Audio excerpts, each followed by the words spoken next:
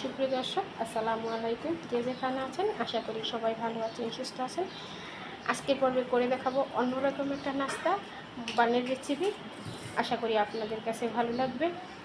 এভাবে একবার বাসায় ট্রাই করে দেখতে পারেন। গরম পানিতে দিয়েই এই বানগুলো রেডি করতে পারবেন খুব সহজেই। আপনারা এই বানগুলো বানিয়ে খেতে পারবেন এবং বাচ্চাদেরকে দিতে পারবেন। অনেক লোভনীয় এই বানটা, একবার বানিয়ে খেয়ে দেখবেন। এখানে বাহুবানটা বানানোর জন্য আমি বল নিয়েছি, বলে দিয়ে দিব ময়দা। প্রথমত 1 কাপ ময়দা দিয়ে দিলাম। আপনারা যতটুকু বানাবেন সে পরিমাণে ময়দাটা দিবেন। 2 কাপ, এখানে 2 কাপ ময়দা নিয়েছি।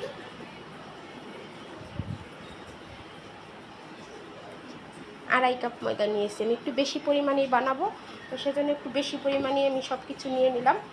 এখন এখানে দিয়ে দিব আমি 2 টেবিল চামচ গুঁড়া দুধ। আপনারা লিকুইড দুধটা দিতে পারেন। এখানে দিয়ে দিব 1/2 টেবিল চামচ লবণ, দিয়ে দিব 2 টেবিল চামচ চিনি, দিয়ে সবটাকে খুব ভালো করে একটু মিশিয়ে নিতে হবে।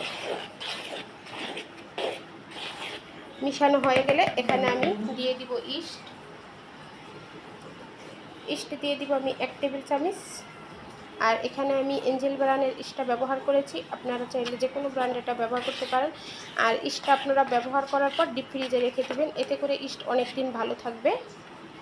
এখন সব কিছু মেশানো হয়ে গেলে এখানে আমি নিয়ে নিব কুসুম গরম পানি। কুসুম গরম পানি নিতে হবে। আর আপনারা যদি গুঁড়া দুধটা না দেন, তার পরিবর্তে লিকুইড কুসুম দুধটা দিয়েও ডোটাকে রেডি করে নিতে পারেন। এটা একটা সফট ডো হবে একদম, তা না হলে কিন্তু বাহুবানগুলো ভালো হবে না। আমি অল্প করে পানি দেব আর ডোটাকে রেডি করে নেব। হাতে লেগে যাওয়ার মতো সফট একটা ডো করে নিয়েছি, দেখতে পাচ্ছেন। এখন এখানে দিয়ে দিব তেল। আপনারা চাইলে ঘিটাও ব্যবহার করতে পারেন। এখানে 2 টেবিল চামচ তেল দিয়ে দিলাম। রান্নার রেগুলার যে সয়াবিন তেল সেটা দিয়ে দিলাম। দিয়ে এবং ডোটাকে খুব ভালো করে মথে নেব। এই অবস্থায় ডোটাকে খুব ভালো করে তেল দিয়ে ময়াল করলে ডোটা কিন্তু একদম রেডি হয়ে যাবে, হাতে আর লাগবে না।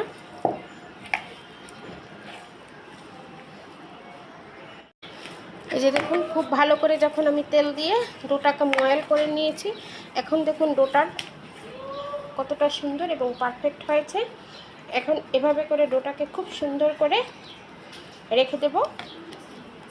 এই যে দেখুন, রেখে দিলাম। এখন এখানে আপনারা প্লাস্টিক র্যাপার পেঁচিয়েও রাখতে পারেন বা ঢাকনা দিয়ে ঢেকে রাখতে পারেন, যাতে করে বাতাস ভিতরে না ঢোকে। আমি একটা ঢাকনা দিয়ে ঢেকে দিয়েছি।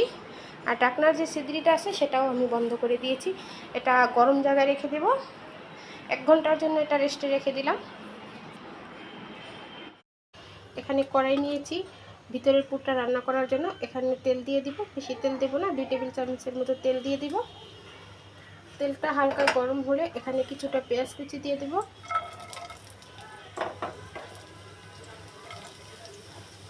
তেলের পরিমাণটা কম দেওয়ার চেষ্টা করবেন।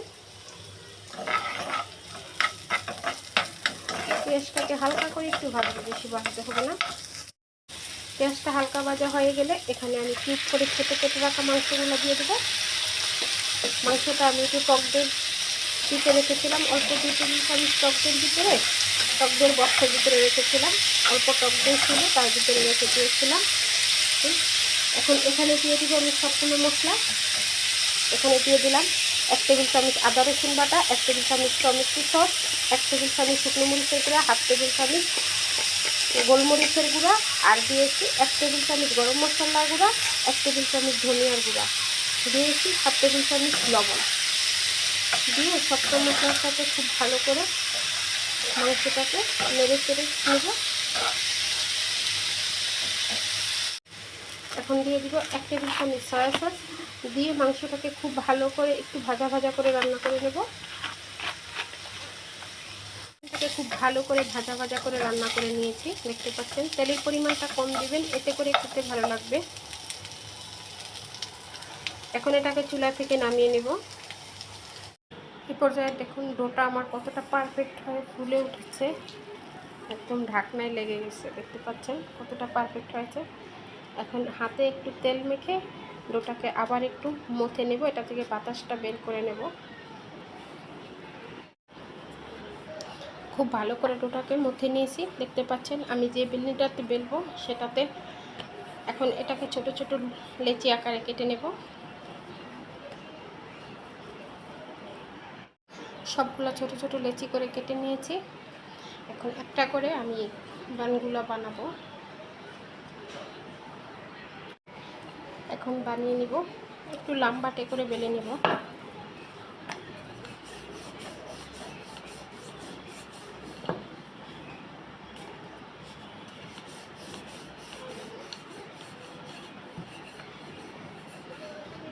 এই যে দেখুন লম্বা করে বেলে নিয়েছি।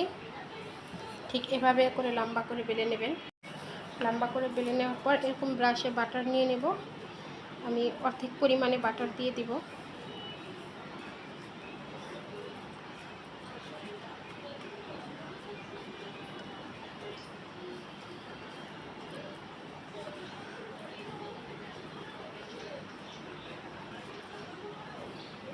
বাটারটা দেওয়া হয়ে গেলে অর্ধেকে দিয়ে দিলাম বাটারটা, দেখতে পাচ্ছেন। এখন ভাজ করে দেব। ভাজ করে দিলাম। এখন এটাকে একটা সাইডে রেখে দিব। এভাবে করে সবগুলো বানিয়ে নেব। সবগুলো বানানো হয়ে গেছে, এখন ভাজতে চলে যাব। এখন কড়াইটা চুলায় দিয়েছি, কড়াইতে দিয়ে দিব পানি।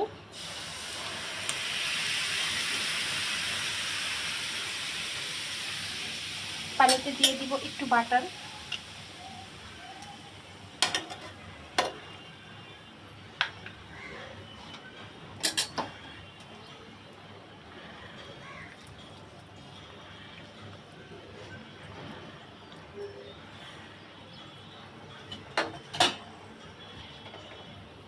বাটারটা দেওয়া হয়ে গেলে এখন আমি রুটিগুলো দিয়ে দিব।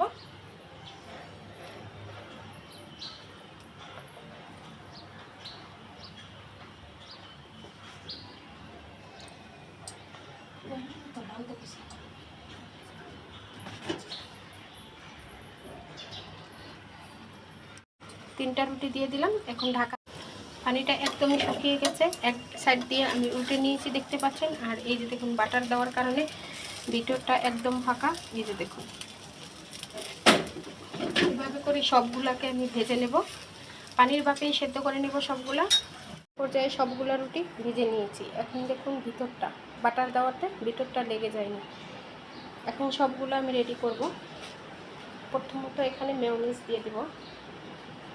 মেয়োনিজটা দিয়ে দিলাম। আপনারা চাইলে মেয়োনিজের সাথে টমেটো সসটাও দিয়ে দিতে পারবেন, দিয়ে মিশিয়ে নেবেন। আর আগে থেকে রেডি করে রাখা চিকেনটাও দিয়ে দেবো এখানে। আপনারা চাইলে এখানে শসা, টমেটো সব কিছু দিতে পারেন। উপর থেকে আরেকটু মেয়োনিজ দিয়ে দিব।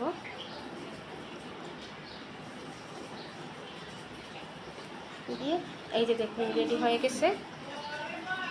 দেখছেন কত সহজে বানটা রেডি হয়ে গেল। এভাবে করে সবগুলা রেডি করে নেব। এ পর্যায়ে দেখুন সবগুলা বান রেডি হয়ে গেছে। আর এই যে দেখুন ভিতরটা এভাবে করে আপনারা বানিয়ে খেতে পারেন বা বাচ্চাদেরকেও বানিয়ে দিতে পারেন।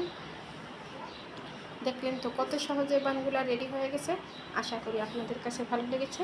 ভালো লাগলে লাইক কমেন্ট এবং বেশি বেশি করে শেয়ার করবেন। তাহলে আজকে এই পর্যন্তই। সবাই ভালো থাকবেন, সুস্থ থাকবেন। আল্লাহ হাফেজ।